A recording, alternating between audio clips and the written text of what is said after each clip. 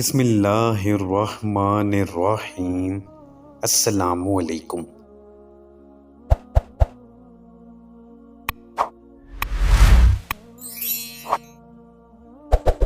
سورت نصر کا نزول گویا رسول اکرم صلی اللہ علیہ وآلہ وسلم کی اس دنیا سے جانے کی اطلاع تھی۔ ابن عباس رضی اللہ عنہ کا بیان ہے کہ جب یہ سورت نازل ہوئی تو نبی کریم صلی اللہ علیہ وآلہ وسلم نے فرمایا، مجھے میری وفات کی خبر دے دی گئی ہے اور میرا وقت آن پورا ہوا۔ دوسری روایت جو حضرت عبداللہ بن عباس رضی اللہ عنہ سے منقول ہے، اس میں بیان کیا گیا ہے کہ اس سورت کے نزول سے حضور صلی اللہ علیہ وآلہ وسلم نے یہ سمجھ لیا تھا کہ آپ کو دنیا سے رخصت ہونے کی اطلاع دے دی گئی ہے۔ رسول اکرم صلی اللہ علیہ وآلہ وسلم سے زیادہ اس بات سے کون واقف ہو سکتا تھا کہ ان کی دنیا سے روانگی کا وقت آن پہنچا ہے۔ جب دین کی دعوت کا کام پورا ہو گیا اور دعوت و تبلیغ اپنے اتمام و کمال کو پہنچ گئی اور الوحید الہی کے اثبات اور اس کے ماسوا کی نفی اور رسالت محمدی صلی اللہ علیہ وآلہ وسلم کی بنیاد پر ایک جدید معاشرے کی تعمیر عمل میں آ چکی اور عرب کی باغ دوڑ اسلام کے ہاتھوں میں آ گئی، تو رسول اکرم صلی اللہ علیہ وآلہ وسلم سے ایسی علامتیں نمودار ہونا شروع ہوئیں اور آپ کے قلب و شعور کو یہ احساس ہو چلا کہ دنیا میں اب قیام کا زمانہ اختتام کے قریب ہے اور اس فانی دنیا کو الوداع کہنے والے ہیں۔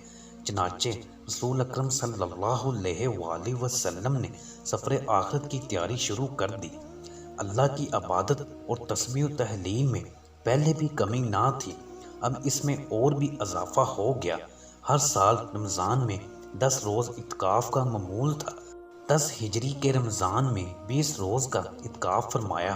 پھر حضرت جبرائیل علیہ السلام نے 2 مرتبہ قرآن کا دور کرایا۔ آخری حج حجۃ الوداع کے موقع پر جو خطبہ ارشاد فرمائے، اس جملے سے رخصت اور الوداع کا انداز نمایاں تھا۔ رسول اکرم صلی اللہ علیہ وآلہ وسلم نے ارشاد فرمایا، مجھے نہیں معلوم غالباً اس سال کے بعد اس مقام پر تم لوگوں سے کبھی نہ مل سکوں گا۔ اوائل سفر 11 ہجری میں دامن عہد تشریف لے گئے، نماز جنازہ پڑھی، ان سے اس طرح رخصت ہوئے جیسے کوئی دنیا سے جانے والا اپنے زندہ عزیزوں سے رخصت ہوتا ہے۔ پھر واپس تشریف لا کر منبر پر تشریف فرما ہوئے اور یہ خطبہ ارشاد فرمایا، میں تم سے پہلے حوض کوثر پر جا رہا ہوں تاکہ اللہ کی بارگاہ میں تمہارے متعلق شہادت دوں۔ خدا کی قسم میں اس وقت اپنا حوض کوثر دیکھ رہا ہوں۔ مجھے زمین اور زمین کے خزانے کی کنجیاں عطا کی گئی ہیں۔ مجھے یہ خوف قطعاً نہیں کہ تم میرے بعد شرک کرو گے، بلکہ اندیشہ اس کا ہے کہ ایک دوسرے سے آگے نکلنے کی کوشش شروع کر دو گے۔ ایک روایت میں ہے کہ ایک روز آدھی رات کو آپ جنت البقیع تشریف لے گئے۔ دیر تک آپ نے اہل بقیع کے لیے دعائے مغفرت کی۔ فرمایا، اے قبر والو، تم پر سلام، جس حال میں ہیں اس کے مقابل تمہیں وہ حال مبارک ہو جس میں تم ہو۔ فتنے طریق رات کے ٹکڑوں کی طرح ایک کے پیچھے ایک چلے آ رہے ہیں اور بعد والا پہلے والے سے زیادہ برا ہے۔ اس کے بعد یہ کہہ کر اہل قبور کو بشارت دی کہ ہم بھی تم سے آ ملنے والے ہیں۔ پھر ایک خطبہ ارشاد فرمایا جو آپ کی حالت صحت میں آخری خطبہ سمجھا جاتا ہے۔ فرمایا، مسلمانوں مرحبا، اللہ تمہیں اپنی رحمت کے سائے میں رکھے، تمہاری شکستہ دلی دور فرمائے، تمہارا معاون دستگیر ہو، تمہیں رزق اور برکت دے، تمہاری مدد کرے، عزت و رفعت سے سرفراز رکھے، امن و عافیت سے شاد کام فرمائے۔ میں تمہیں تقوی کی وصیت کرتا ہوں، اللہ ہی کو تمہارا وارث بناتا ہوں، اسی سے ڈراتا ہوں کیونکہ میں نذیر مبین ہوں۔ دیکھنا، اللہ کی بستیوں اور اس کے بندوں میں تکبر اور برتری اختیار نہ کرنا۔ اللہ نے مجھے اور تمہیں حکم دیا ہے، یہ آخرت کا گھر ہے، یہ ہم ان لوگوں کو دیتے ہیں جو زمین میں تکبر و برتری اور فساد کا ارادہ نہیں کرتے اور آخرت کی کامرانی صرف پرہیزگاروں کے لیے ہے۔ پھر فرمایا کیا متکبروں اور مغروروں کا ٹھکانہ دوزخ نہیں؟ اور آخر میں یہ جملہ ارشاد فرمایا تم سب پر سلام اور ان سب پر سلام جو اسلام کے ذریعے میری بیعت میں داخل ہوں گے۔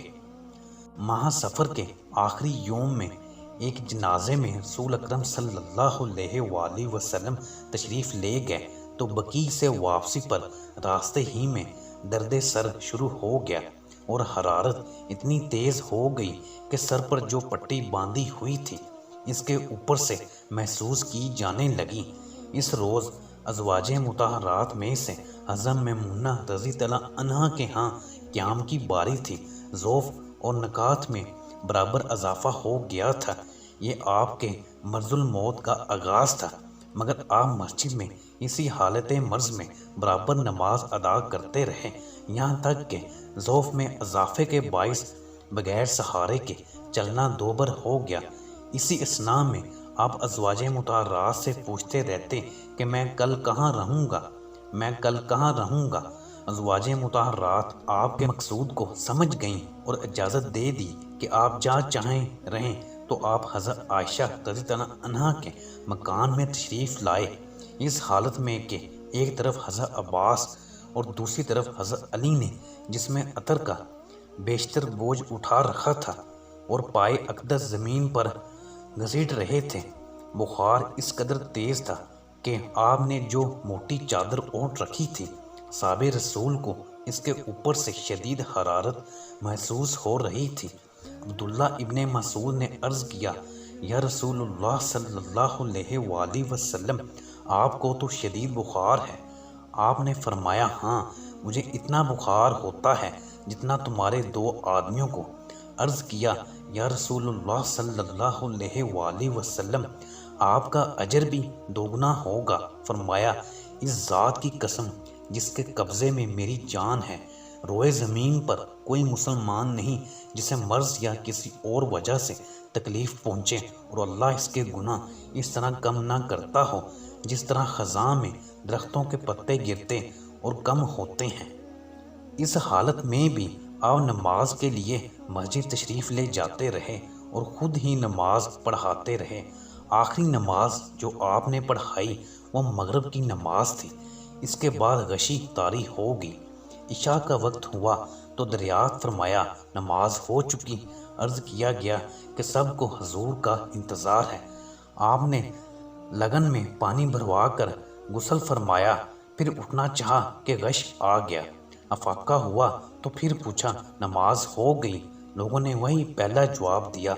آپ نے پھر غسل فرمایا اور جب اٹھنا چاہا تو غش آ گیا۔ پھر افاقہ ہوا تو پھر دریافت فرمایا، وہی جواب ملا۔ پھر سہ 12 وہی بات پیش آئی۔ بالآخر آپ نے ارشاد فرمایا کہ ابو بکر نماز پڑھائیں۔ جو شخص یہ حکم لے کر مسجد میں پہنچا اسے حضرت ابو بکر صدیق رضی اللہ عنہ نظر نہ آئے تو حضرت عمر سے کہا کہ آپ نماز پڑھا دیجئے۔ ادھر حضرت عمر رضی اللہ عنہ نماز پڑھانے لگے تو تکبیر کی آواز آپ نے سن لی تو فرمایا نہیں ابو بکر نماز پڑھائیں۔ ایک دن یا 2 دن پہلے ظہر کے وقت بیماری سے ذرا افاقہ محسوس ہوا۔ رسول اکرم صلی اللہ علیہ وآلہ وسلم نے فرمایا مجھ پر 7 مشک پانی بہاؤ۔ پھر حضرت عباس اور حضرت علی رضی اللہ عنہ کے سہارے مسجد آئے۔ ابو بکر رضی اللہ عنہ نماز پڑھا رہے تھے۔ آہٹ پا کر ابو بکر پیچھے ہٹے۔ آپ نے اشارے سے روکا اور ان کے پہلو میں بیٹھ کر نماز پڑھائی۔ اس طرح حضرت ابو بکر رسول اکرم صلی اللہ علیہ وآلہ وسلم کی نماز کی ابتدا کر رہے تھے اور صحابہ کرام کو تکبیر سنا رہے تھے۔ اس کے بعد ایک خطبہ ارشاد فرمایا جو عموماً آپ صلی اللہ علیہ وآلہ وسلم کا آخری خطبہ سمجھا جاتا ہے۔ خطبے کا آغاز ان الفاظ سے ہوا، اللہ تعالیٰ نے اپنے ایک بندے کو اختیار دیا کہ وہ دنیا کی چمک دمک اور زیب و زینت میں سے جو کچھ چاہے لے لے یا اللہ کے پاس جو کچھ ہے اسے قبول کر لے۔ بس اس کے بندے نے وہی قبول کیا جو خدا کے پاس ہے۔ ابو سعید خدری کا بیان ہے کہ یہ سنتے ہی حضرت ابو بکر صدیق رضی اللہ عنہ رونے لگے اور کہا، ہمارے ماں باپ آپ پر قربان۔ رسول اکرم صلی اللہ علیہ وآلہ وسلم نے غار حرا کے رفیق کو رونے سے منع کیا، فرمایا، ابو بکر اپنے آپ پر رحم کرو۔ پھر مخاطب ہوئے، میں تمام لوگوں میں سے سب سے بڑھ کر ابو بکر کے مال اور افاقت کا ممنون ہوں۔ اگر اپنے رب کے علاوہ کسی کو خلیل بناتا تو ابو بکر کو خلیل بناتا، لیکن اسلامی اخوت و محبت کا رشتہ ہی کافی ہے۔ دیکھو، مسجد میں کوئی دروازہ باقی نہ چھوڑا جائے سوائے ابو بکر کے دروازے کے۔ قبر کو سجدہ گاہ نہ بناؤ۔ آپ صلی اللہ علیہ وآلہ وسلم کی زوجہ محترمہ ام حبیبہ، ام سلمہ اور سودا، انہوں نے حبش میں ماریا نام کا گرجا دیکھا تھا، اور اس کے نقش و نگار کا ذکر رسول اکرم صلی اللہ علیہ وآلہ وسلم کے سامنے آیا تو آپ نے فرمایا، ان لوگوں میں کوئی مرد صالح ہوتا تو اس کی قبر کو عبادت گاہ بنا لیتے ہیں۔ قیامت کے دن ایسے لوگ اللہ کے نزدیک بدترین خلائق میں سے ہوں گے۔ یہود و نصارہ پر اللہ کی لعنت کہ انہوں نے اپنے انبیاء کی قبروں کو مساجد بنایا۔ ایک روایت میں ہے کہ یہود و نصارہ پر اللہ کی مار کہ انہوں نے اپنے انبیاء کی قبروں کو مسجدیں بنا لیا۔ آپ نے یہ بھی فرمایا، تم لوگ میری قبر کو بت نہ بنانا کہ اس کی پوجا کی جائے۔ پھر آپ نے اپنے آپ کو قصاص کے لیے پیش کیا اور فرمایا، جس شخص کے جسم کو کوئی تکلیف پہنچی ہو یا آبرو پر حرف رکھا ہو تو میں حاضر ہوں، بدلہ لے لے، یا کسی کے مال میں مجھ سے نقصان ہوا ہو تو یہ میرا مال ہے، وہ لے لے، تاکہ میں اپنے رب سے ملوں تو تمام حقوق سے پاک اور بری ذمہ ہو کر ملوں۔ آپ کے ارشاد فرمانے کے بعد ایک شخص نے کہا، آپ کے ذمہ میرے 3 درہم باقی ہیں۔ آپ نے فضل بن عباس سے فرمایا، انہیں ادا کر دو۔ اس کے بعد فرمایا کہ میں تمہیں انصار کے بارے میں وصیت کرتا ہوں، کیونکہ وہ میرے قلب و جگر ہیں۔ انہوں نے اپنی ذمہ داری پوری کر دی، مگر ان کے حقوق باقی ہیں۔ ریلت سے ایک روز قبل رسول اکرم صلی اللہ علیہ وآلہ وسلم نے اپنے تمام غلام کو آزاد کر دیا۔ آپ کے پاس 7 دینار موجود تھے، انہیں صدقہ کر دیا۔ اپنے ہتھیار مسلمانوں کو ہبہ فرما دیے۔ اسی رات میں چراغ جلانے کے لیے حضرت عائشہ نے پڑوسن سے تیل ادھار لیا۔ حیات طیبہ کا آخری دن یوم وفات مرض میں شدت اور تخفیف ہوتی رہتی تھی۔ حضرت انس رضی اللہ عنہ کا بیان ہے کہ دوشنبہ کے روز مسلمان نماز فجر میں مصروف تھے اور ابو بکر صدیق رضی اللہ عنہ امامت فرما رہے تھے کہ اچانک رسول اکرم صلی اللہ علیہ وآلہ وسلم نے حضرت عائشہ کے حجرے کا پردہ اٹھایا اور صحابہ کرام پر جو صفیں باندھے نماز میں مصروف تھے نظر ڈالی۔ آپ مسرت سے تبسم ریز ہوئے۔ ادھر ابو بکر صدیق رضی اللہ عنہ اپنی ایڑی کے بل پیچھے ہٹ کے صف میں جا ملے۔ انہوں نے سمجھا کہ رسول اکرم صلی اللہ علیہ وآلہ وسلم نماز کے لیے تشریف لانا چاہتے ہیں۔ آپ کے اس اچانک ظہور سے مسلمان اس قدر خوش ہوئے، فرتے مسرت سے قریب تھا کہ لوگوں کی نمازیں ٹوٹ جائیں۔ آپ نے اشارے سے روک دیا، حجرے کے اندر تشریف لے گئے اور پردہ گرا دیا۔ اس کے بعد آپ پر کسی دوسری نماز کا وقت نہیں آیا۔ جوں ہی دن چڑھا، آپ کی تکلیف میں اضافہ ہوتا گیا۔ بیٹی فاطمہ رضی اللہ عنہ آئیں تو ان سے کچھ سرگوشی کی۔ حضرت فاطمہ رضی اللہ عنہ رونے لگیں۔ آپ نے دوبارہ سرگوشی کی تو وہ ہنسنے لگیں۔ وفات کے بعد فاطمہ رضی اللہ عنہ نے بتایا، پہلے مجھے خبر دی تھی کہ میرے خیال میں اس مرض میں میری وفات ہوگی۔ یہ سنتے ہی مجھے بے اختیار رونا آ گیا۔ پھر آپ صلی اللہ علیہ وآلہ وسلم نے فرمایا کہ میرے گھر والوں میں سے سب سے پہلے تم مجھ سے ملو گی۔ یہ سن کر میں خوشی کے مارے ہنس پڑی اور یہ بشارت بھی دی کہ میں اہل جنت کی عورتوں کی سردار ہوں گی۔ حالت بیماری میں مرض نے جو شدت اختیار کی تو حضرت عائشہ رضی اللہ عنہا آپ سے حفظ کی ہوئی دعائیں پڑھ کر آپ پر دم کرتی رہتی تھیں اور آپ کے دست ہائے مبارک جسم عطر پر پھیرتی رہتی تھیں۔ طبیعت زیادہ بگڑنے لگی تو رسول اکرم صلی اللہ علیہ وآلہ وسلم نے پانی کا پیالہ پاس رکھوا لیا، اس میں ہاتھ تر کر کے چہرہ مبارک پر پھیرتے۔ آپ کی اس شدت کرب کو دیکھ کر حضرت فاطمہ رضی اللہ عنہا فرتے غم میں پکار اٹھیں، وَأَقْرَبَ أَبَا، ہائے ابا جان کی تکلیف۔ رسول اکرم صلی اللہ علیہ وآلہ وسلم نے فرمایا، آج کے بعد تیرا باپ بے چین نہ ہوگا۔ رسول اکرم صلی اللہ علیہ وآلہ وسلم نے حسن اور امام حسین کو بلا کر چوما اور ان کے بارے میں خیر کی وصیت فرمائی، پھر ازواج مطہرات کو بلایا اور انہیں نصیحت کی۔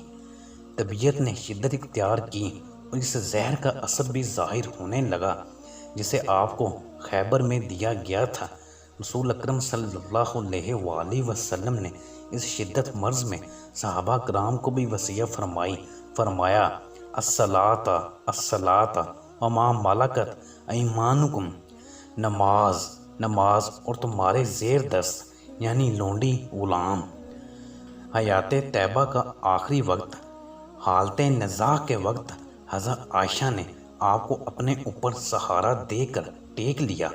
آپ کا بیان ہے کہ اللہ کی ایک نعمت مجھ پر یہ ہے کہ رسول اکرم صلی اللہ علیہ وآلہ وسلم نے میرے گھر میں میری باری کے دن میرے سینے پر وفات پائی اور آپ کا لعاب اور میرا لعاب موت کے وقت یکجا کر دیا گیا۔ اس کی صورت یہ ہوئی کہ عبد الرحمن بن ابی بکر تشریف لائے، ان کے پاس مسواک تھی۔ رسول اکرم صلی اللہ علیہ وآلہ وسلم مسواک کی طرف دیکھ رہے ہیں، میں سمجھی کہ آپ مسواک چاہتے ہیں۔ میں نے کہا آپ کے لیے لے لوں؟ آپ نے سر سے اشارہ فرمایا کہ ہاں۔ میں نے مسواک لے کر آپ کو دی تو آپ کو کڑی محسوس ہوئی۔ میں نے کہا اسے آپ کے لیے نرم کر دوں؟ آپ نے کہا ہاں۔ میں نے مسواک نرم کر دی اور آپ نے نہایت اچھی طرح مسواک کی۔ مسواک سے فارغ ہوتے ہی انگلی سے آسمان کی طرف اشارہ فرمایا اور 3 مرتبہ کہا، بل الرفیق الاعلیٰ، بل الرفیق الاعلیٰ۔ بس اب اور کوئی نہیں، صرف رفیق اعلیٰ درکار ہے۔ تیسری بار یہ جملہ ادا ہوا اور ہاتھ جھک گیا اور آپ رفیق اعلیٰ سے جا ملے اور روح پاک عالم قدس میں پہنچ گئی۔ انا للہ و انا الیہ راجعون۔ آپ کی عمر شریف بوقت وصال 63 سال کچھ دن تھی۔ وصال 12 ربیع الاول 11 ہجری بروز پیر بوقت چاشت ہوا۔ اس حادثے کی خبر فوراً سب کو پہنچ گئی۔ مدینہ والوں پر غم کا پہاڑ ٹوٹ پڑا، ان کی دنیا تاریک ہو گئی۔ رسول اکرم صلی اللہ علیہ وآلہ وسلم کی وفات سے صحابہ کرام اور اس وقت کی اسلامی دنیا پر جو قیامت گزری ہوگی، اس کا آج تصور کرنا بھی مشکل ہے۔ اس ناگہانی ضرب نے بعض کو انتہائی پریشانی اور غیر معمولی اضطراب میں مبتلا کر دیا۔ آپ کی وفات پر حضرت فاطمہ نے فرتے غم سے فرمایا، آہ پیارے باپ نے پروردگار کی دعوت قبول کر لی، آہ پیارے باپ نے الفردوس کو ٹھکانہ بنایا۔ ہائے ابا جان، ہم جبرائیل علیہ السلام کو آپ کی وفات کی خبر سناتے ہیں، آہ پیارے باپ اپنے پروردگار سے کس قدر قریب ہو گئے۔ رسول اکرم صلی اللہ علیہ وآلہ وسلم کی وفات کے بعد کسی نے حضرت فاطمہ رضی اللہ عنہا کو ہنستے ہوئے نہ دیکھا۔ حضرت عائشہ رضی اللہ عنہا اور دوسری ازواج مطہرات کی کیفیت الفاظ میں نہیں سما سکی۔ حضرت عائشہ رضی اللہ عنہا کی زبان مبارک صرف خصائص نبوت کی ترجمانی کے لیے وقف، وہ نبی جس نے امیری پر فقیری کو ترجیح دی، جس نے تونگری کو ٹکرا دیا اور مسکینی کو قبول کیا، وہ دین پرور رسول جو امت آسی کے غم میں پوری ایک رات بھی آرام سے نہ سوئے، وہ صاحب خلق عظیم جو مسلسل نفس سے جنگ آزما رہے، وہ رحمت للعالمین جس کا باب فیض فقیروں اور حاجت مندوں کے لیے ہر وقت کھلا رہتا تھا، جس کا رحیم دل اور پاک ضمیر دشمنوں کی اظہار ثانی سے کبھی غبار آلود نہ ہوا۔ وہ نبی جس کے موتی جیسے دانت شہید کیے گئے مگر انہوں نے پھر بھی صبر سے کام لیا، جس کی نورانی پیشانی کو زخمی کیا گیا مگر انہوں نے دامن عفو ہاتھ سے جانے نہ دیا۔ دوسری طرف صحابہ کرام میں جو بے چینی پھیلی، وفات کی خبر نے حضرت عمر رضی اللہ عنہ کے ہوش اڑا دیے، اور آپ یہ ماننے کو تیار نہیں تھے کہ رسول اکرم صلی اللہ علیہ وآلہ وسلم کی وفات ہوئی ہے، بلکہ عمر رضی اللہ عنہ نے فرمایا کہ آپ صلی اللہ علیہ وآلہ وسلم اپنے رب کے پاس تشریف لے گئے ہیں۔ ادھر حضرت ابوبکر صدیق رضی اللہ عنہ اپنے مکان سے تشریف لائے، دیکھا حجرہ عائشہ رضی اللہ عنہ میں قیامت برپا ہے، سیدھے حضرت عائشہ رضی اللہ عنہ کے حجرے میں گئے۔ رحمت عالم صلی اللہ علیہ وآلہ وسلم کا جسد مبارک دھاری دار یمنی چادر سے ڈھکا ہوا تھا۔ رخ انور سے چادر ہٹائی، اسے بوسہ دیا اور روئے، پھر فرمایا میرے ماں باپ آپ پر قربان، اللہ آپ پر دو موت جمع نہیں کرے گا۔ جو موت آپ کے لیے لکھی جا چکی تھی اس کا ذائقہ آپ نے چکھ لیا۔ اس کے بعد حضرت ابوبکر صدیق رضی اللہ عنہ حجرہ عائشہ سے باہر تشریف لائے۔ حضرت عمر رضی اللہ عنہ لوگوں سے بات کر رہے تھے۔ حضرت ابوبکر صدیق رضی اللہ عنہ نے ان سے کہا عمر بیٹھ جاؤ، پھر ممبر پر چڑھے اور بعد حمد و ثنا کے فرمایا سورۃ زمر کی ایک آیت تلاوت کی جس کا ترجمہ یہ ہے، آپ کی بھی وفات ہونی ہے اور ان سب کو بھی مرنا ہے۔ پھر فرمایا تم میں سے جو شخص محمد صلی اللہ علیہ وآلہ وسلم کی عبادت کرتا تھا تو وہ جان لے کہ محمد صلی اللہ علیہ وآلہ وسلم دنیا سے جا چکے ہیں، اور جو شخص اللہ کی عبادت کرتا تھا تو یقیناً اللہ ہمیشہ زندہ رہنے والا ہے، کبھی نہیں مرے گا، ارشاد الہی ہے، اور محمد صلی اللہ علیہ وآلہ وسلم اللہ کے رسول ہیں۔ ان سے پہلے بھی رسول گزر چکے ہیں، اگر وہ وفات پا جائیں یا ان کو شہید کر دیا جائے تو کیا تم الٹے پاؤں پھر جاؤ گے؟ اور جو بھی الٹے پاؤں پھرے گا وہ اللہ کا کچھ نہ بگاڑے گا، اور جلد ہی اللہ شکر گزاروں کو بہتر بدلہ عطا فرمائے گا۔ صحابہ کرام جن کے درمیان کوہرام مچا ہوا تھا سب فرتے غم سے حیران تھے۔ حضرت ابوبکر صدیق رضی اللہ عنہ کے اس مختصر مگر جامع خطبے نے سب کو رسول اکرم صلی اللہ علیہ وآلہ وسلم کی وفات کا یقین دلایا، اور لوگوں کا بیان ہے کہ ہم لوگوں نے جانا ہی نہ تھا کہ اللہ نے یہ آیت نازل کی ہے۔